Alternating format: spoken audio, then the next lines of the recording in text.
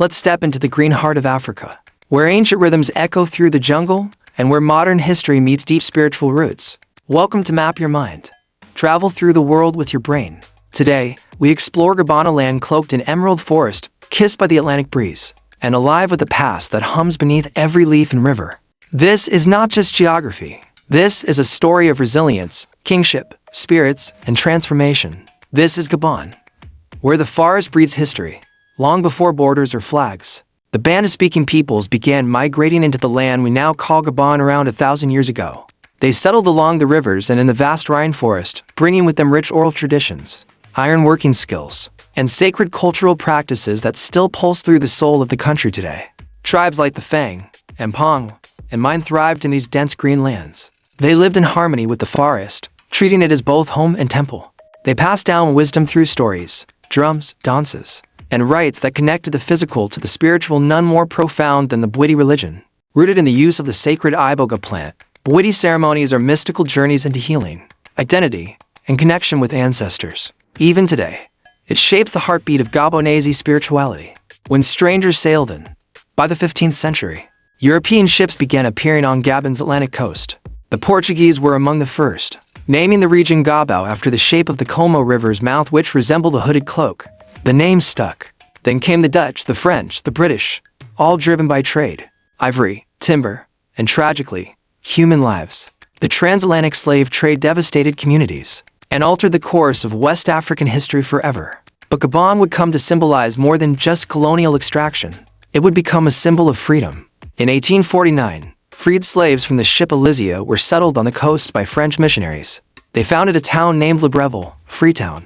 It became a haven, a beginning, and eventually, the capital of the country. French rule and the path to independence. By the late 1800s, Gabon was firmly under French control and became part of French Equatorial Africa. Colonial life was harsh. Forced labor built roads, railways, and plantations. Traditional ways of life were pushed aside by European schools, churches, and administration. But beneath the surface, identity simmered. Educated elites began to challenge colonial rule. Gabonese students and thinkers returned from France with dreams of sovereignty. In 1960, those dreams became real. Gabon gained independence under the leadership of Léon Ba, who would become its first president. Though early years were marked by political turbulence, his successor Omar Bongo would go on to rule the country for decades, making him one of the longest-serving leaders in African history. Oil, politics, and green gold. Post-independence, Gabon quickly became known for one thing: oil. The discovery and development of petroleum transformed Gabon into one of Africa's wealthier nations on paper. Skyscrapers rose in Libreville, and ports flowed in. But beneath the glitter, economic inequality deepened. Still, Gabon remained relatively stable compared to its neighbors. A blend of tight political control and resource wealth helped maintain peace, but also limited democratic development for years. Today, under President Ali Bongo, son of Omar Bongo, the country is trying to diversify beyond oil, focusing on sustainability and conservation. Why? Because Gabon is one of the most biologically rich places on Earth. Over 85% of its land is still forested. National parks protect gorillas, elephants, and a jaw-dropping array of flora and fauna. In fact, Gabon has been dubbed Africa's Eden, a culture rooted in the sacred. Beyond its politics and resources, Gabon is a land of profound cultural heritage. Music is trance-like. Masks are more than art, they're vessels of ancestral power.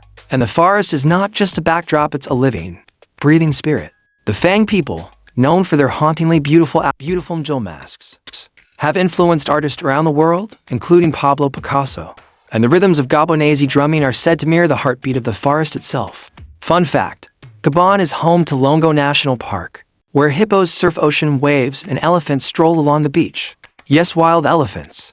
On the beach. It's one of the only places on Earth where that happens. So, when you think of Gabon, don't just think of oil reserves or a small dot on the map. Think of ancient forests that still whisper secrets. Think of people who walk between the spirit and physical worlds. Think of a country finding its balance between tradition and future, between conservation and growth. Because in Gabon, the past is never lost. It walks with you in the trees, sings in the ceremonies, and waits patiently to be remembered. Stay curious, there's always more to explore on Map Your Mind. Where to next?